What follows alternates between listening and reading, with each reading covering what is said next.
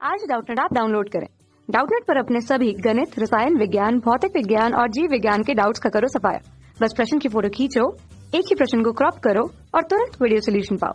अभी डाउनलोड करें। प्रश्न हमें दिया हुआ है कि हमें उचित संबंध जोड़ना है, जहां हमें दो स्तंभ दे दिए हैं, स्तंभ अ और स्तंभ ब। इनमें से हमें विभिन्न बिंदुएं दी हुई हैं, उनमें से स्तंभ ब से हमें उनके उचित मानों को देखना है। सबसे पहले यदि हम बात करें, हमें पूछा गया है पहले बिंदु के लिए कि प्रकाश का कणिका सिद्धांत। प्रकाश कणिका सिद्धांत सबसे पहले किसने दिया? सबसे पहले न्यूटन ने अपने प्रयोगों के आधार पर यह बताया कि प्रकाश जो है एक स्थान से दूसरे स्थान कणों के रूप में गति करती है।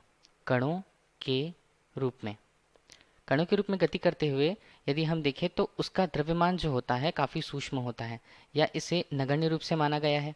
नगण्य द्रव्यमान के रूप में किसी प्रदीप्त वस्तु से कणिकाओं के रूप में निकलती है।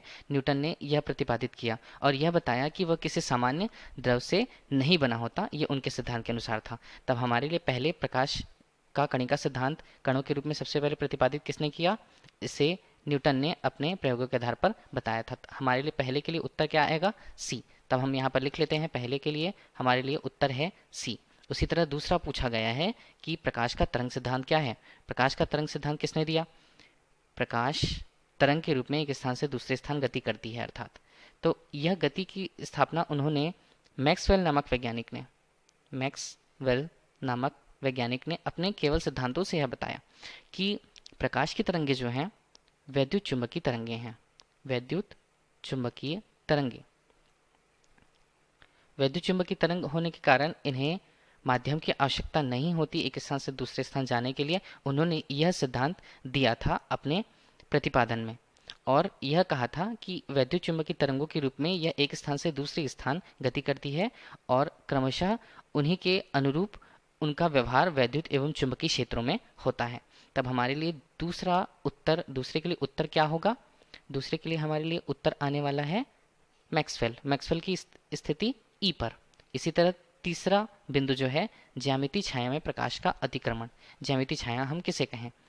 सबसे पहले यदि प्रकाश है, प्रकाश किसी एक निश्चित एक वर्णीय प्रकाश स्रोत से या बिंदु स्रोत से निकलती है। निकलने के पश्चात यदि हम उसके सामने कोई अवरोध रख दें, प्रकाश की किरण जो यहाँ से निकल रही है तरंगों के माध्यम से, यदि हमने अवरोध रख दिया, अवरोध रखने के पश्चात यदि हम उसकी स्थिति को या पर्दे पर उसकी स्थिति को देखें उस प्रकाश तरंग के, तब यहाँ पर हमें एक ज्यामितीय छाया के रूप में स्थान प्रदर्शित होगा और बाकी प्रकाश का अधिक्रमण बाहर की ओर होगा। तब हमें यह जो प्राप्त हुआ उसे हम कहते हैं ज्यामितीय छाया। ज्यामितीय छाया अर्थात प्रकाश का वहाँ पर स्थिति या प्रकाश की स्थिति वहाँ पर नहीं है। तब तीसरा बिंदु जो है ज्यामितीय छाया में प्रकाश का अतिक्रमण हमें विवर्तन से मिलता है। इसी स्थिति को हम प्रकाश का विवर्तन कहते हैं, अर्थात किसी तीक्ष्ण स्थान से प्रकाश का हटके निकल जाना अवरोध आने की स्थिति पर। तब तीसरे के लिए हमारे पास हुआ विकल्प डी। चौथा है ऊर्जा का पुनर्वितरण। ऊर्जा का पुनर्वितरण किसको बताता है?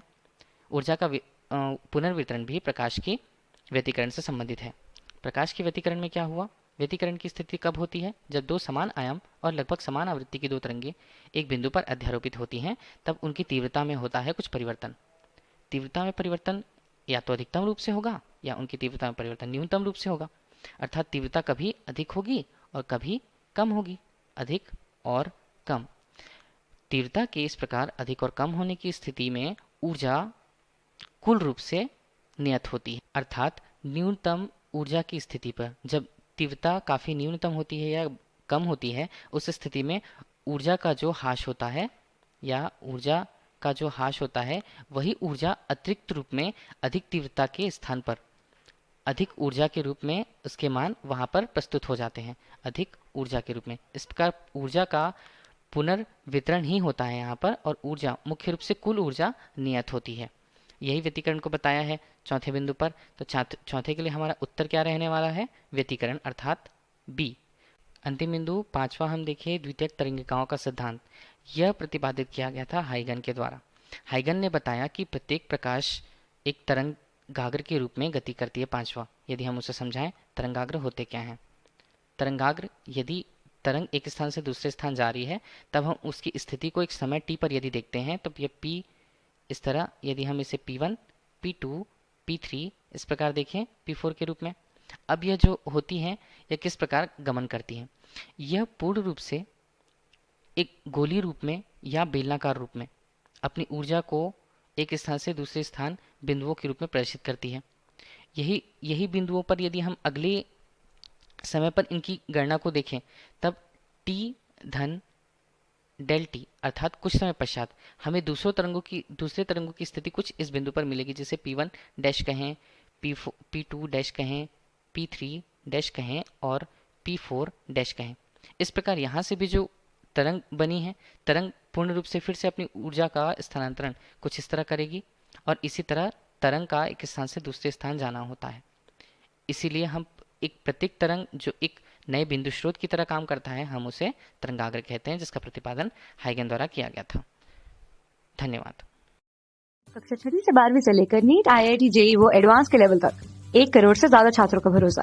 आज ही डाउनलोड करें डाउटनेट ऐप या व्हाट्सएप करें अपने सारे डाउट्स 8400 400 400 पर।